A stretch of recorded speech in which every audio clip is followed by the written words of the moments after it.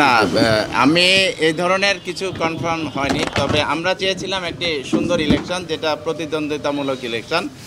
নির্বাচনটা যদি ওইরকম হয় তাহলে খুব ভালো লাগে আসলে। আপনারা দেখেন, এর আগে কিন্তু লাস্ট আমরা এরকম প্রতিদ্বন্দ্বিতামূলক নির্বাচন কিন্তু 2005-এ দেখেছিলাম, তারপরে আর দেখিনি। তো আমরা চেয়েছিলাম ওইরকম একটা নির্বাচন হোক। আসলে সমঝোতার যে বিষয়গুলি, এগুলি শুধু কিন্তু হাওয়ায় উড়ে বেরিয়েছে, এগুলোর কোনো সঠিক তথ্য ছিল না আসলে।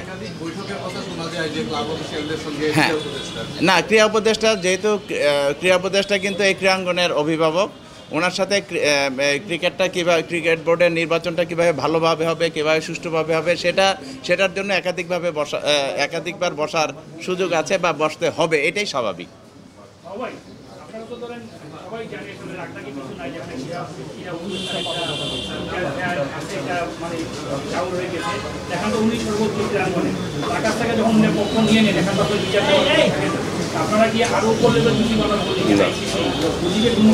না, আমরা যেটা চিন্তা করি, এই জিনিসটা কেন এত দূর গড়াবে, আইসিসিতে কেন যাবে, এটা তো দেশের ক্রিকেটের জন্য ভালো হবে না যদি ওই পর্যন্তই যায়।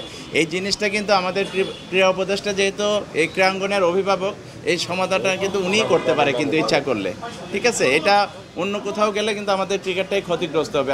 আমরা as a cricket lover, cricket fan, cricket সংগঠন হিসাবে আমরা এটা চাই না যে ক্রিকেটের কোনো ক্ষতি হোক।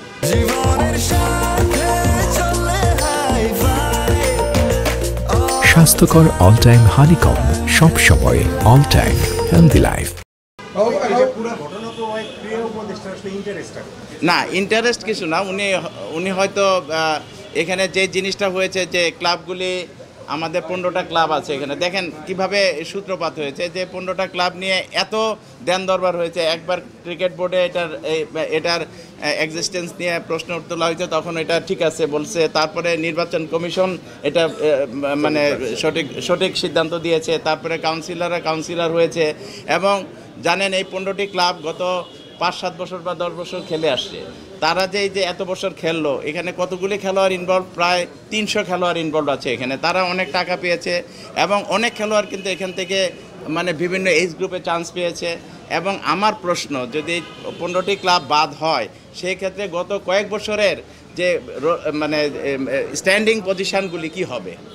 অনেক ক্লাব তো নেমে গেছে। এই ক্লাবগুলির সাথে খেলে তাদের অবস্থানটা কী হবে, এটা আগে নির্ধারণ করতে হবে।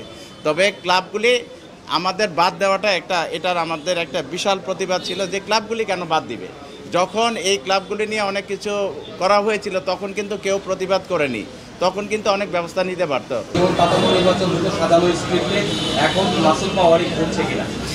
ধন্যবাদ।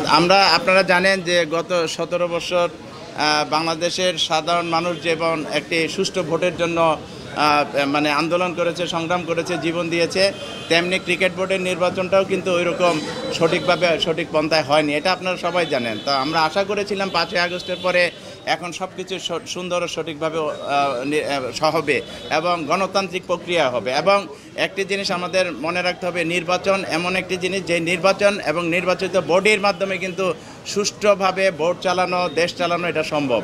এর ব্যতিক্রম হলে কিন্তু এটা অনেক সমস্যা হয়।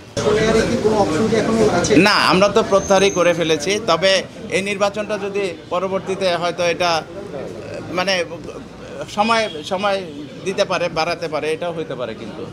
ঠিক আছে, অ্যাডহক কমিটির সিচুয়েশন যদি হয় তাহলে হতে পারে, অথবা আরেকটি উত্তরণের পথ আছে, সেটা হলো এই কমিটিটাই, যেটা এক্সিস্টিং কমিটি যেটা আছে, সেটাকে এক্সটেন্ড করে দেওয়া 6 মাসের জন্য, এটা কিন্তু করতে পারে। ঠিক আছে, পরিস্থিতি বিবেচনা।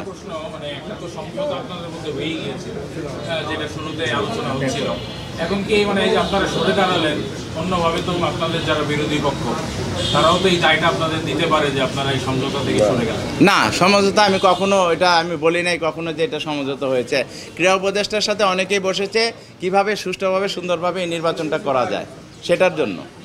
ভাই, 2001 সালে কিন্তু আপনি ক্রিকেট বোর্ডের যে নির্বাচিত কমিটির বিপক্ষে আপনি রিট পিটিশন করেছিলেন, সেই রিট পিটিশনের পরিপ্রেক্ষিতে কিন্তু আপনার নির্বাচিত ক্রিকেট বোর্ড ভেঙে গেছিল। আপনারা 2টা মামলা কিন্তু এখন আপনাদের আছে। একটা হচ্ছে 5 তারিখে কিন্তু জেলা বিভাগের যে 53 জন কাউন্সিলর, যাদের কাউন্সিলরশিপ আপনার একটা আদেশ বলে স্থগিত রাখা হয়েছে, সেই আদেশের কিন্তু শুনানি হওয়ার কথা। সেই স্থগিতাদেশ আদেশের। আরেকটা হচ্ছে যে আপনারা যে গতকাল যে আদালত আদেশ দিয়েছে সেইটার পরবর্তীর জন্য আপনারা উচ্চ আদালতেও যেতে পারেন, সেই অপশন আপনাদের আছে। তাহলে এটা কি এমন হলো না যে আপনি আদালতের আদেশের আগ পর্যন্ত আপনারা এই একটা সিদ্ধান্ত নিলেন, যেখানে হচ্ছে আদালতের আদেশেরও একটা ভায়োলেশন বলা হইতে পারে এখানে? অ্যাবসলিউটলি নট, কারণ যেই 5 তারিখে যেই হিয়ারিংটা আছে সেটা হলো জেলা বিভাগের মানে কাউন্সিলররা করেছেন। ওটা তারা 17 তারিখ পর্যন্ত ডিসি সাহেবরা যাদের নাম পাঠিয়েছিল তাদেরটা বাদ দিয়ে নতুন কাউন্সিলর পাঠিয়েছে অ্যাডহক কমিটি থেকে, তাও এটা অনেক দিন পরে মানে টাইম এক্সটেন্ড করে।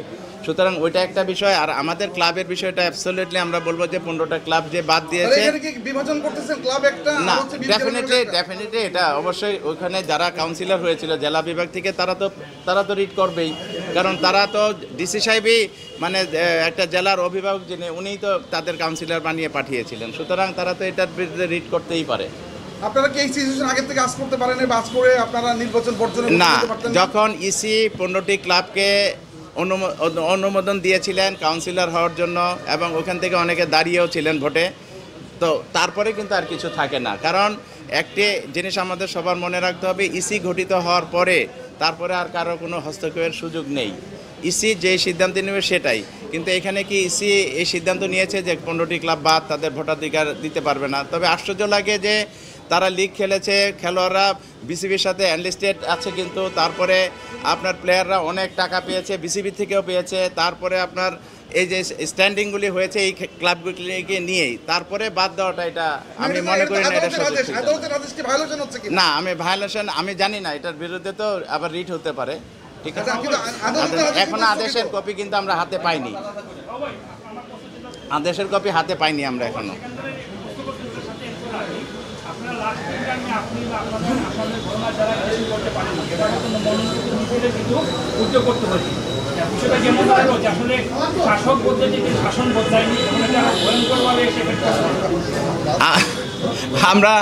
আমরা এটা আপনারাই অনুমান করতে পারছেন যে আসলে হচ্ছেটা কি। কারণ হলো আমরা চেয়েছিলাম একটি সুষ্ঠু সুন্দর নির্বাচন, কাউন্সিলররা যাতে সঠিক প্রার্থীকে ভোট দিতে পারে, এর বেশি কিছু নয়। তবে আনফর্চুনেটলি আমরা এটা থেকে সরে এসেছি বিভিন্ন কারণে। এটার অন্যতম কারণ ক্লাবগুলির প্রতি যে অবিচার করা হয়েছে সেটার জন্য।